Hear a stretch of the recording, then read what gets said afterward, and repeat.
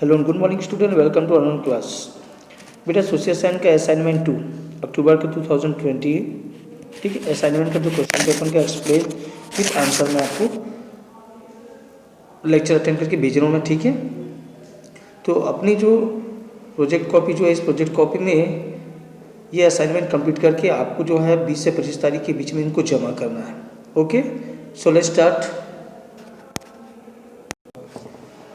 Okay, now start. तो देखिए बेटा, आप सबसे पहले जो असाइनमेंट जो है आपका 2 है ना, अक्टूबर का जो है। तो इसमें दिए गए जो अभ्यास प्रश्नों की जो निर्देशानुसार हल कीजिए। जो इंस्ट्रक्शन जो दिया गया, इंस्ट्रक्शन अच्छी तरीके से आप लोग देखेंगे, ठीक है। फिर क्वेश्चन में जो है उसकी जो वर्ड सीमा जो है, शब्द सीमा जो है, उन पर फोकस करेंगे। ओके, टोटल जो पूर्णांक जो है आपका 20 नंबर का है। क्वेश्चन नंबर फर्स्ट देखिए आप, लीबिया व म्यांमार की जनता की कठिनाइयों में से कौन कौन से कष्ट व अत्याचार की कठिनाइयाँ वर्तमान भारत में जनता या आपको अनुभव होती है। तो ये जो क्वेश्चन जो है आपको पॉलिटिकल साइंस की 11 नंबर जो चैप्टर जो है लोकतंत्र की विचार एवं विस्तार, ठीक है। इस चैप्टर में जो क्वेश्चन नंबर 2 में आपको मिलेगा, लीबिया व म्यांमार की जनता की कठिनाइयों में कौन कौन से कष्ट व अत्याचार की घटनाएं वर्तमान भारत में जनता या आपको अनुभव होती है, ठीक है। So let's start. आंसर मैं एक्सप्लेन कर रहा हूँ। लीबिया व म्यांमार की जनता की निम्नलिखित कठिनाइयाँ वर्तमान में भारत में अनुभव की जाती है, जैसे निर्धनता। पॉइंट आउट करके दिया गया, निर्धनता डैश करके लिखना कि भारत प्राकृतिक संसाधनों में धनी परंतु यहाँ की जो निवासी है वो निर्धन है, जिसके कारण आबादी की एक बड़े हिस्से को निम्न जीवन स्तर में जीवन यापन करना पड़ता है। दूसरा जो है बेरोजगारी डैश, शिक्षित बेरोजगार का प्रतिशत दर अधिक है, जिससे युवा शक्ति का पैसा उपयोग नहीं हो पाता जैसा होना चाहिए। इसके विकास पर प्रभाव पड़ता है। तीसरा है सरकारी कामकाज में लापरवाही। सरकारी नीतियों और कामकाज के संचालन में उदासीनता और असक्रियता से लोगों की कागजी कार्रवाई से दो चार होने के लिए कठिनाइयों से जूझना पड़ता है, जिसके कारण बंद, प्रदर्शन, धरना आज सभी आम बात हो गई है। और चौथा पॉइंट है शिक्षा के विकास में रुकावटें।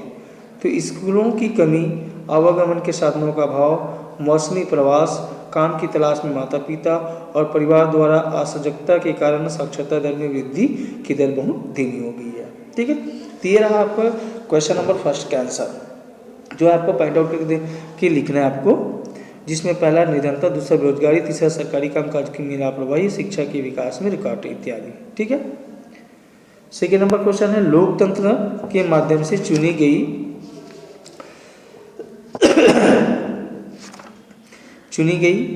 चुनी सरकार मनमानी क्यों नहीं कर सकती। तो ये क्वेश्चन भी आपको पॉलिटिकल साइंस में सेकेंड नंबर चैप्टर, मतलब 12 नंबर जो चैप्टर जो है लोकतंत्र की प्रमुख विशेषता है, 12 नंबर 12 नंबर जो अध्याय है लोकतंत्र की प्रमुख विशेषता है, उसमें से आपको क्वेश्चन नंबर 5 मिलेगा, लोकतंत्र के माध्यम से चुनी सरकार मनमानी क्यों नहीं कर सकती। Okay, so answer let's start. लोकतंत्र में सरकार लोगों की इच्छा अनुसार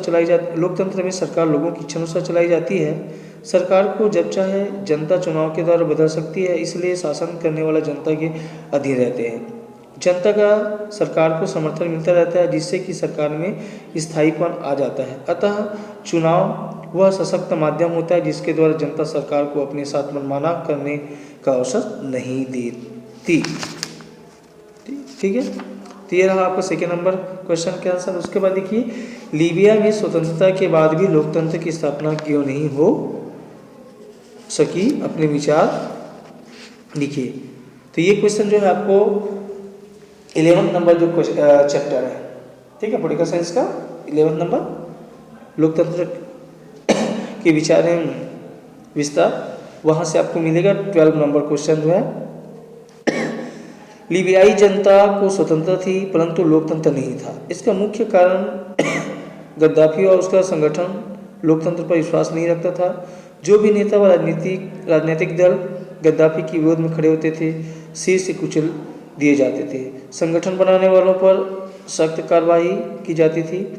प्रेस की निष्पक्षता भी प्रतिबंधित थी।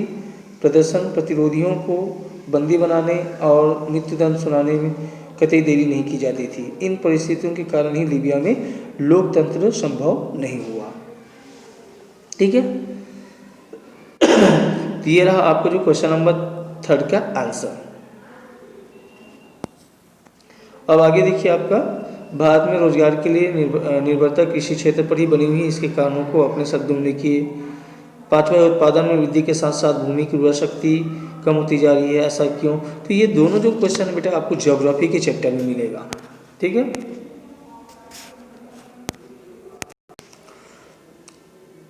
Okay, so let's start.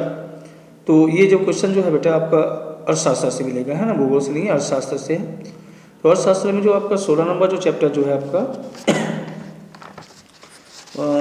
16 number जो चैप्टर जो है आपका भारतीय अर्थव्यवस्था का स्वरूप, भाग 1 कृषि क्षेत्र जो है वहाँ से मिलेगा आपको क्वेश्चन नंबर 3 में, कि भारत में रोजगार के लिए निर्भरता कृषि क्षेत्र पर ही बनी हुई, इसके कारणों को अपने शब्दों में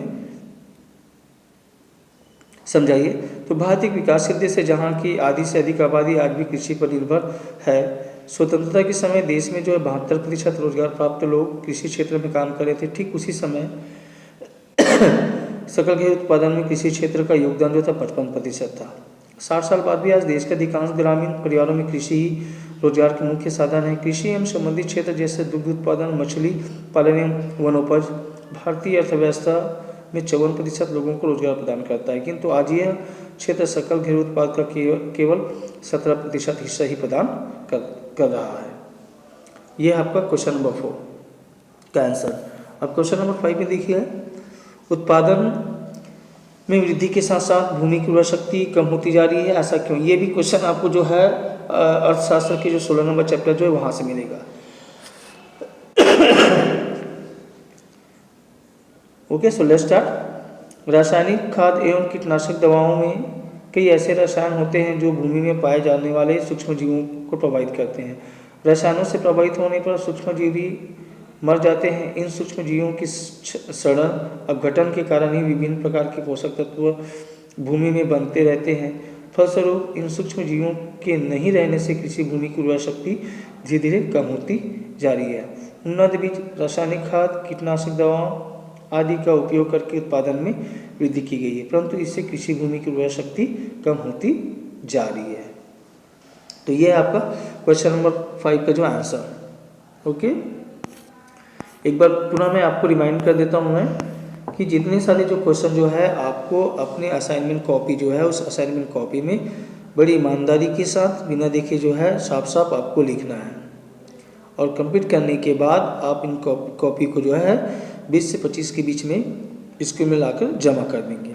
okay, that's all, good day, happy Diwali.